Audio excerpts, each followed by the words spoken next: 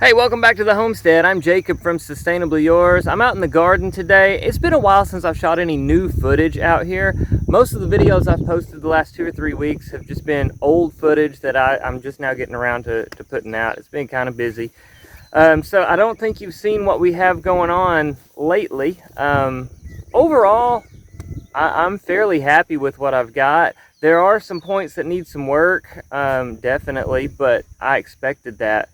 Especially since I'm just now attempting to turn this into a nice garden. So needless to say, I'm having some trouble with controlling weeds and grass. Man, it's kind of tough. So we've got part of it under control, and then I'll show you some areas that are going to need some work. This portion of, so here, this is the whole thing. Starting down there, the failed trellis, I'm going to have to fix that. Those are, we have some loofah gourds and some cucumbers down that direction. Some cantaloupe, some pumpkins, some white patty squash, zucchini squash, butternut squash, purple hull peas, some green beans, yellow squash, peppers, tomatoes. And then in the back we have sunflowers. And there was a video posted with me and the little homestead helper planting those sunflowers, and then some okra and some corn. So that's what we have in the garden. This section right here, I've put together enough stuff so it's mostly leaves, bagged leaves, and a little bit of other pine needles and things. But I've been able to mulch this part of the garden, and it has helped a lot. I still have some grass growing up, but mostly in areas where the mulch isn't really all that deep. If I get some more stuff in here and I get it actual, like, deep bedded, then I think that's going to help a lot. Other parts of the garden are not mulched. For the squash, I'm going to try to avoid putting anything under it. I'm going between the rows a little bit, but if I put mulch in, like in the mound here, that's going to give squash bugs a really good place to hide, and I don't want that. Radishes are about played out, but I'm letting them go to seed. Some of these have pretty purple flowers. A little lightning bug doing your job. But then I have this area in here where I really need to get some mulch. These are my green beans. I have some, I don't know, that's some kind of stinging nettle. You can sure enough see the spines on it, and they'll get you pretty good, even on the undersides of the leaves. It's a mean plant. When you're weeding and you just grab something and you don't realize what it is, catch you by surprise. But here I've got the green beans, and then I've got a few carrots planted along here. And this is a particularly bad spot for the grass growing back. So I'm going through today and I'm weeding this, and I'm going to cover it with some mulch. And you can kind of see this extends over into most of the rest of this area. But before I get to the hard work, let me give you the quick tour of the garden. Here we have a row of, these are Arkansas Traveler tomatoes. A few of the plants are putting on some tomatoes, beefsteak tomatoes, and a few of these are putting on as well. The Romas are loaded. Lots of Roma tomatoes on here. We have a line of them. My tomatoes, I think we're getting a little too much sun. Getting some leaf curl on a lot of these plants. Jalapeno peppers, we're getting a few. Bell peppers, I'm not too impressed with. These plants are really short, and they're not really doing a lot, but that's typical of bell peppers for me. I'm not very good at growing them. I do have some kind of mystery peppers that my wife got from one of her friends, but she wasn't sure what kind they were. One of them Well, several of them, first of all, have been topped by the deer. We have a resident deer that comes out here. Hasn't done a lot of damage, but there I noticed a few. But this plant is putting on these long peppers like this, and I don't know what that is.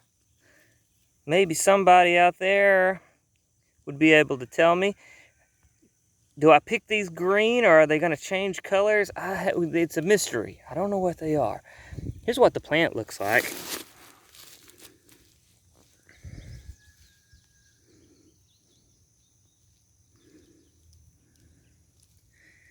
Get you in on the leaves.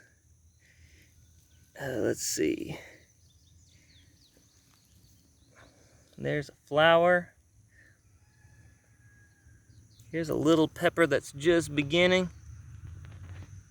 So I don't know, maybe some of you out there, Will It Grow, or somebody that is knowledgeable about peppers, maybe you could narrow it down for me and help me figure out when I need to pick these things.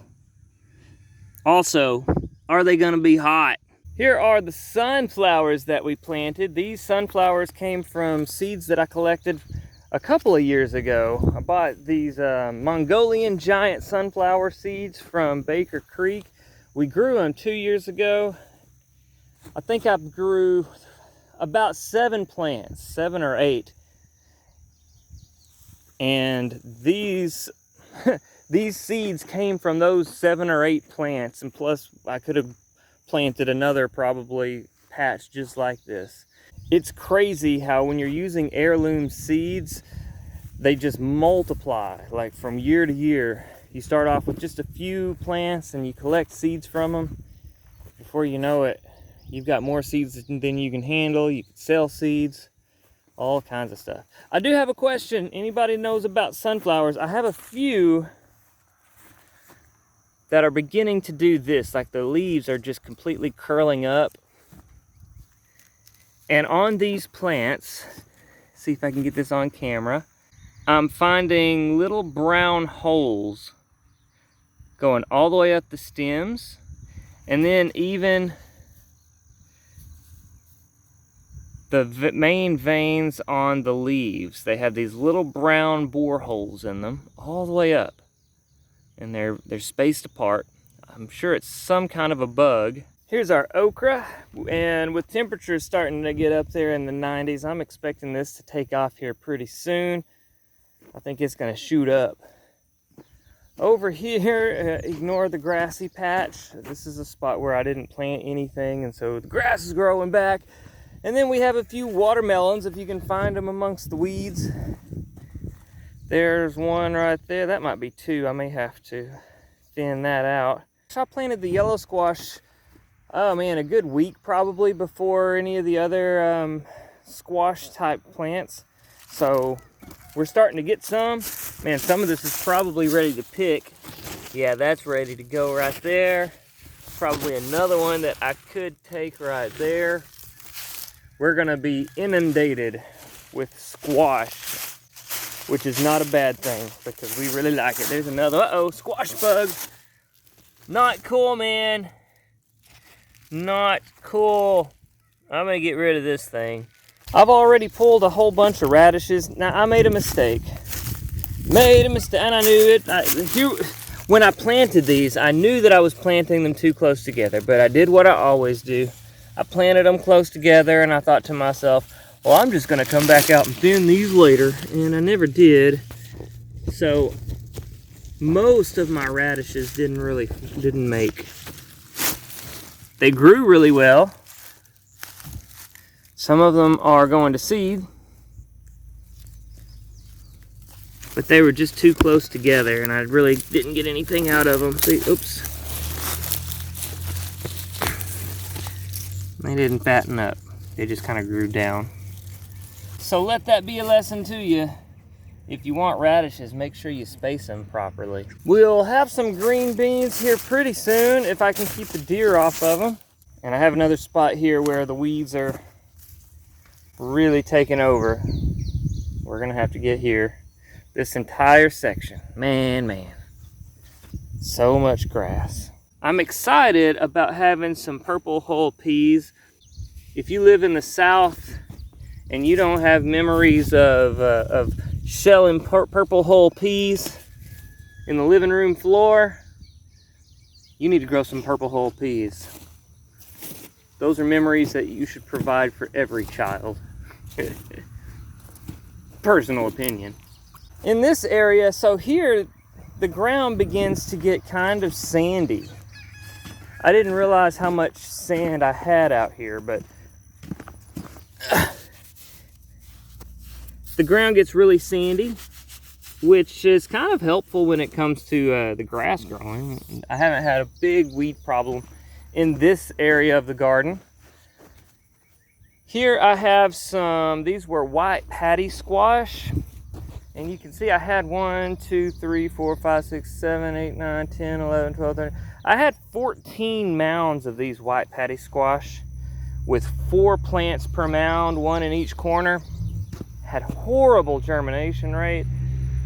I might have 10 plants out of the whole thing that came up. Well, yep, look at that. That's getting ready to go.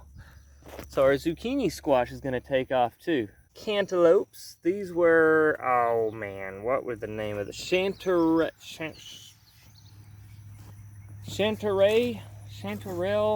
not chanterelle, that's the mushroom. Charente or something like that. Cantaloupes that I got from the Shedwars packet at the end of last season. I'm excited about those. I've got to get out here and do some weeding. Never grown cantaloupes before, so I don't know how these are going to turn out. These are pickling cucumbers, and these are a bush pickle variety. When they say bush pickle, I don't know if that means that they are freestanding and I can just let them grow, or if I'm still going to need to trellis them. So if anyone has ever grown a bush variety of cucumbers, what do I need to do there other than weed the place? These are our slicing cucumbers, and I still need to get some trellis for those. I have some loofah gourds. I had an idea. I thought, hey, you know what? Yarn is really cheap. I wonder if I could make a trellis out of that. But that idea failed, so I just kind of quit on that. It ain't gonna work. So I want to pull this down, and we'll get some cattle panels out here, and we'll kind of attach them to my T-posts. But lots of loofah gourds. Last year I planted like 3 plants, I think. I had 3 that grew, and I ended up with just 2 gourds.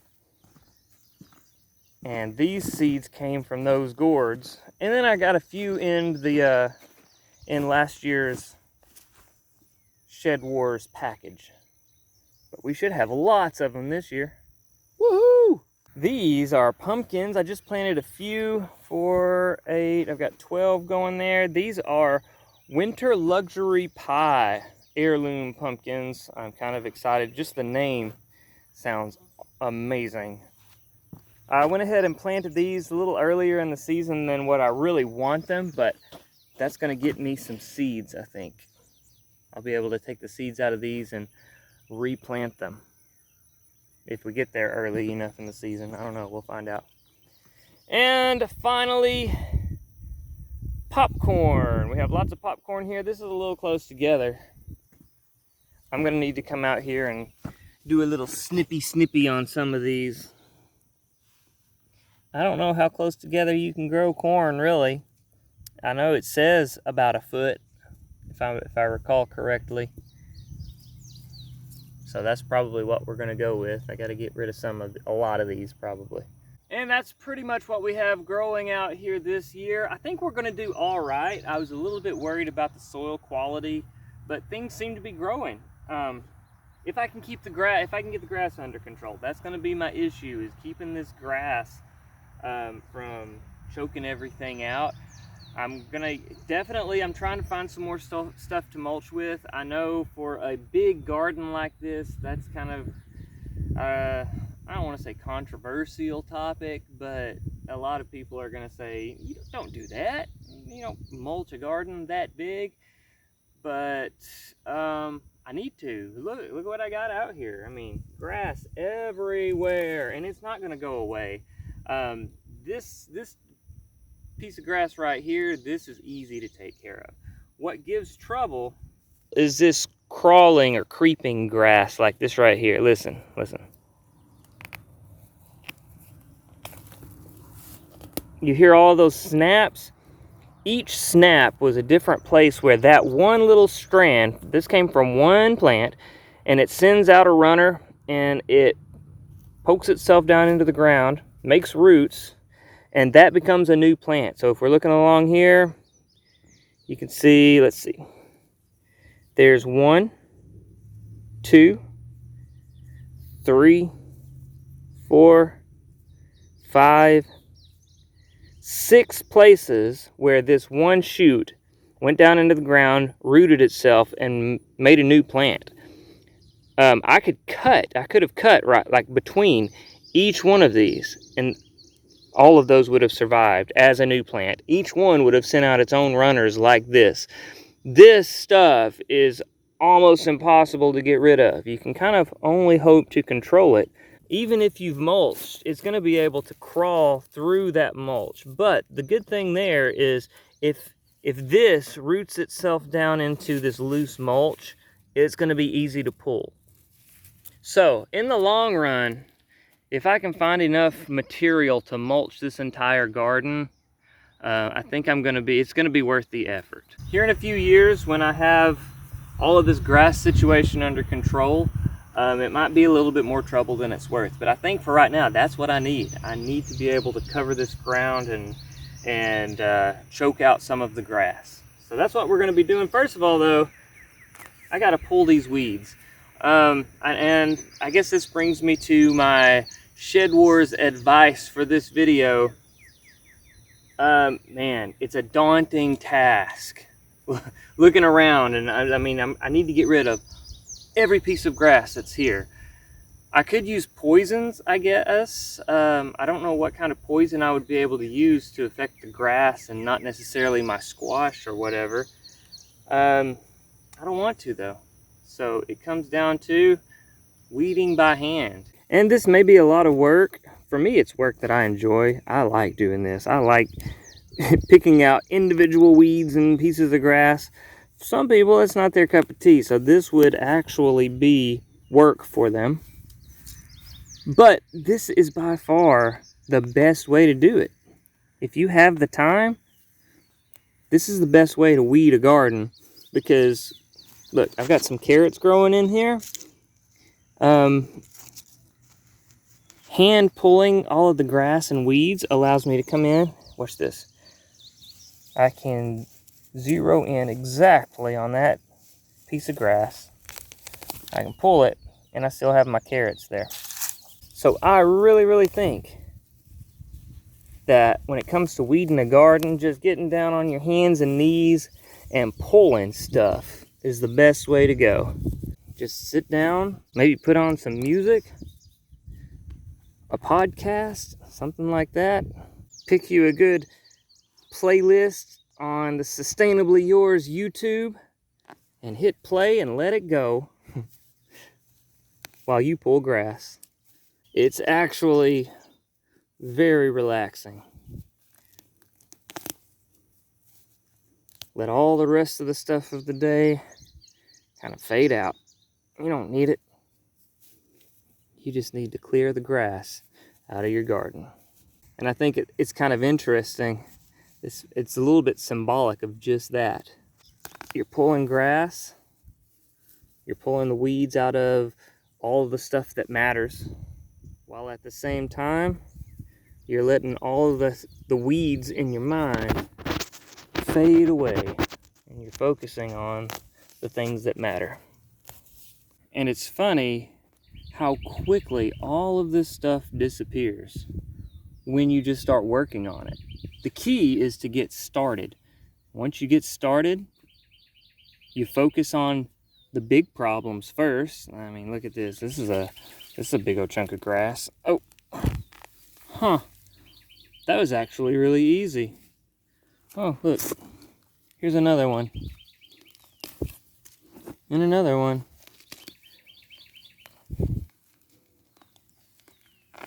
Take care of the big problems first.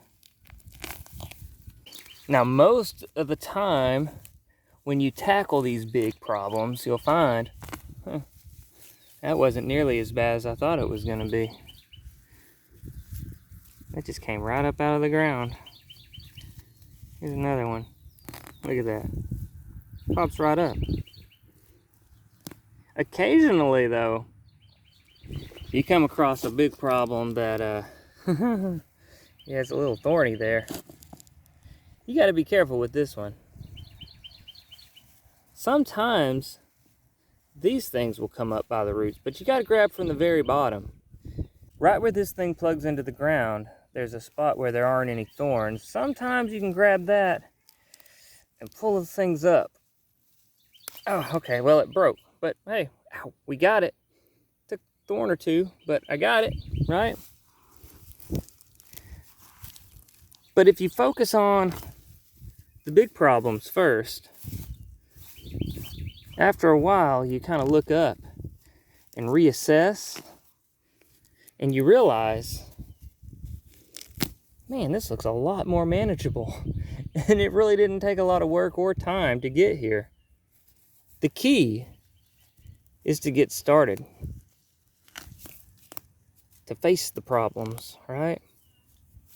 And now we can focus on some of these smaller details. Look at that.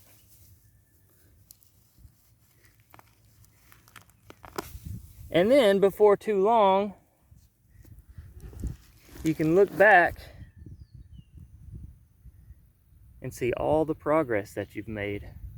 And there was a video from Homestead Aquarius just a few days ago talking about how one of these days it might come down to manual work. We're going to have to manually pull the weeds. We're going to have to use hand tools, shovels and rakes and hoes, which I kind of like to work that way anyway. It's part of the fun for me.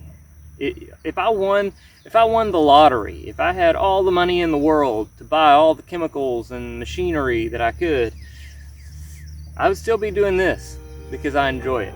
Hopefully you've enjoyed this video. If so, please be sure to hit that thumbs up button and subscribe. Leave us a thoughtful comment, and if you're interested in following along as we continue to try and turn our home into a homestead, then be sure to ring the notification bell so you'll know when to be back for more daily, sustainable living.